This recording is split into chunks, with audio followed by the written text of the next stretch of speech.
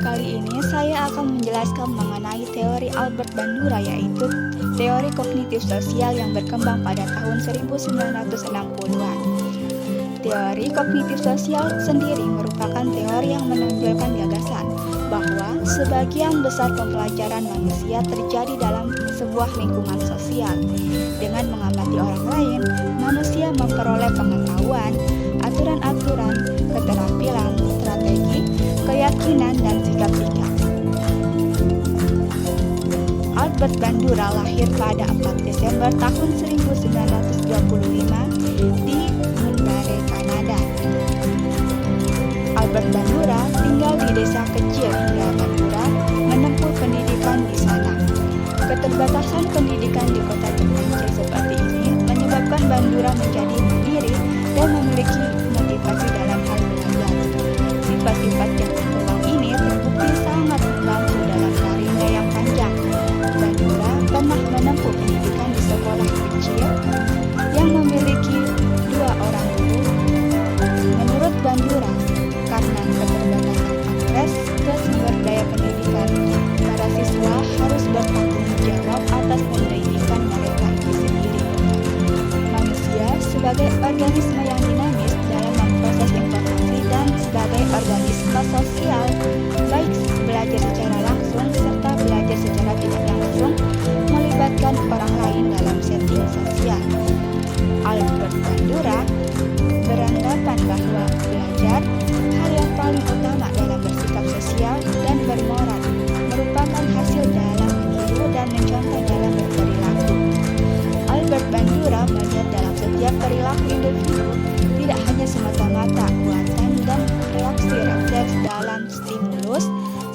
Selain itu ada juga suatu penyebab lain, yaitu hasil dari interaksi antara suatu lingkungan dengan rangka kognitifnya sendiri. Pendapat ini sering disebut juga social learning. Bandura melihat manusia memiliki kapasitas untuk menjadi banyak hal, dan kebanyakan dari hal tersebut dipelajari melalui modeling. Manusia mempunyai kapasitas untuk menyimpan pengalaman masa lalu dan menggunakan informasi tersebut untuk merancang tindakan di masa depan. Karena kebanyakan manusia mempunyai kapasitas untuk berubah dengan mengimitasi perilaku produktif dari orang lain dan menggunakan kemampuan kognitif mereka untuk memecahkan masalah. Teori sosial Bandura tentu saja lebih menekankan pada faktor sosial daripada faktor kognitif. Dinamika teori Albert Bandura yang dimaksud pada motivasinya sebagai sumber inspirasi bertingkah laku. Motivasi sebagai konsep kognitif bersumber dari gambaran hasil dan harapan keberhasilan yang akan dicapai. Harapan diperkuat dengan adanya reinforcement atau penguatan motivasi seseorang untuk bertingkah laku. Motivasi merupakan konsep kognitif yang mempunyai 2 sumber, yaitu gambaran hasil pada masa yang akan datang serta harapan keberhasilan yang didasarkan pada pengalaman menetapkan dan mencapai tujuan. Harapan untuk mendapatkan reinforcement pada masa yang akan datang memotivasi seseorang untuk bertingkah laku tertentu, juga dengan menetapkan tujuan dan tingkat performansi yang diinginkan dan kemudian mengevaluasi performansi dirinya.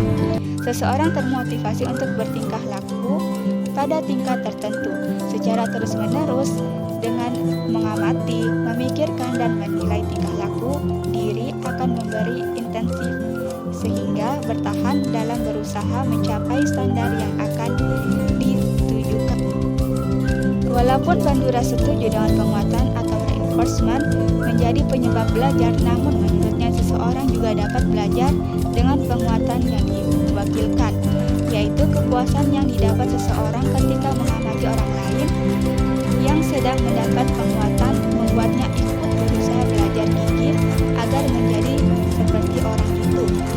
Kemudian penguatan yang ditunda, yaitu seseorang terus-menerus berbuat tanpa mendapat penguatan karena yakin akan mendapat penguatan yang sangat memuaskan pada masa yang akan datang.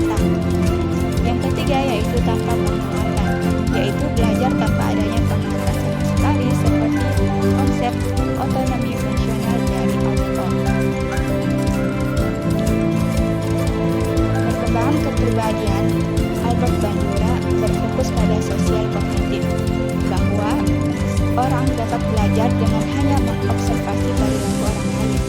Bandura yakin belajar melalui observasi jauh lebih efisien dibandingkan belajar melalui pengalaman langsung. Melalui observasi, orang dapat memperoleh respon banyak yang diikuti dengan hubungan atau penguatan, membuat orang dapat meniru apa yang dipelajarinya dalam berbagai situasi hingga menjadi pola tingkah laku baru. Orang yang diamati disebut model, dan proses ini juga dikenali dengan proses. Faktor-faktor yang dapat mempengaruhi terjadinya proses belajar melalui observasi. Yang pertama yaitu perhatian atau attention yang dipengaruhi oleh asosiasi pengamat dengan modelnya. Yang kedua yaitu representasi, di mana tingkah laku yang hendak ditiru oleh individu harus disimbolkan dalam ingatan, baik dalam bentuk verbal maupun dalam bentuk gambaran atau imajinasi. Yang ketiga yaitu peniruan tingkah laku model. Dan yang keempat adalah motivasi dan penguatan. Struktur kepribadian menurut Suartini tahun 2016, struktur kepribadian Albert Bandura terdiri menjadi 4 bagian. Yang pertama yaitu sistem self. Sistem self tersebut menandakan bahwa tindakan manusia adalah hasil dari interaksi antara lingkungan perilaku dan manusia itu sendiri. Sistem self yang dimaksud yaitu struktur kognitif yang memberi pedoman mekanisme dan seperangkat fungsi persepsi, evaluasi, dan pengaturan tingkah laku. Yang kedua yaitu regulasi diri. Regulasi diri yang dimaksud adalah bahwa individu memiliki kapasitas memotivasi dirinya sendiri untuk menetapkan tujuan personalnya, merencanakan strategi sebagai evaluasi, dan modifikasi perilaku yang sedang berlangsung. Dalam kegiatan memotivasi, individu melakukan 2 strategi. Yang pertama yaitu strategi reaktif, dipakai untuk mencapai tujuan. Namun, ketika tujuan hampir tercapai, strategi proaktif menentukan tujuan baru yang lebih tinggi. Orang memotivasi dan membimbing tingkah lakunya sendiri melalui strategi proaktif. Yang ketiga yaitu efikasi diri. Bandura meyakini bahwa efikasi diri merupakan elemen kepribadian yang krusial. Efikasi diri sering dikaitkan dengan ekspektasi, hasil yang merupakan perkiraan bahwa tingkah laku yang dilakukan oleh diri akan mencapai hasil tertentu. Efikasi diri dapat bersumber dari 4 hal. Yang pertama yaitu pengalaman performasi merupakan prestasi yang pernah dicapai pada masa yang telah lalu.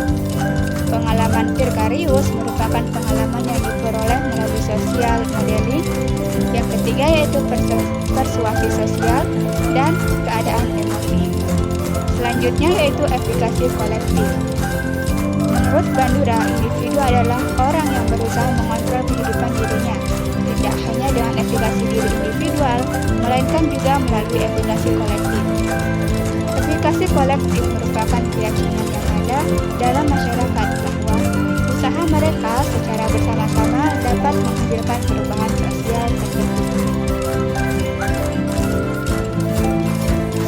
Implementasi teori Albert Bandura. Menurut Bandura, sebagian besar manusia belajar melalui pengamatan secara selektif dan mengingat tingkah laku orang lain. Inti dari pembelajaran sosial adalah permodelan atau modeling, dan pemodelan ini merupakan salah satu langkah paling penting dalam pembelajaran terpadu. Pembelajaran melalui pengamatan dapat terjadi melalui kondisi yang dialami orang lain. Contohnya, ketika di dalam suatu lingkungan terdapat seseorang yang membuang sampah sembarangan, maka seseorang yang lain akan ikut-ikutan untuk membuang sampah sembarangan karena dia meniru atau melakukan modeling dari tingkah laku orang lain.